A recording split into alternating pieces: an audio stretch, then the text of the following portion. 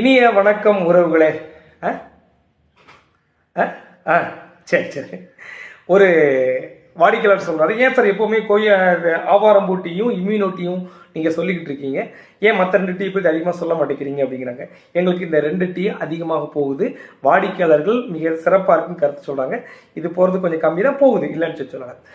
இன்னைக்கு எதை பற்றி பேச போகிறோம் அப்படின்னாச்சுன்னா, நிறைய ஆராய்ச்சி தரவுகள் சொல்லுது ஆண்களுக்கு விந்து எண்ணிக்கை குறைஞ்சிக்கிட்டே வரும்னு சொல்லி. நான் எளிமையான ஒரு வீட்டு வைத்தியம் சொல்கிறேன் பாருங்க. நம்ம வீட்டில் முக்கில் இருக்கக்கூடிய முருங்கை வந்து பயன்படுத்துங்க. முருங்கை கீரை டெய்லி கீரை பயன்படுத்தலாம், இல்லை வாரத்துக்கு 2 தடவை பயன்படுத்தலாம். முருங்கை பூவை நெய்யில் வதக்கி, பசும் நெய்யில் வதக்கி சாப்பிட விந்து எண்ணிக்கை அபரிதமாக இருக்கும்.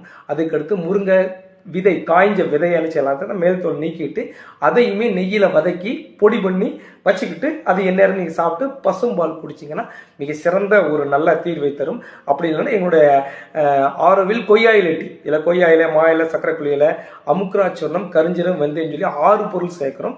இது உங்களுக்கு ரத்தத்தில் சர்க்கரை அளவை குறைக்குது, மலச்சிக்கலை தீக்குது, நோய் சக்தி அதிகரிக்குது, விந்து எண்ணிக்கையை அதிகரிக்குது.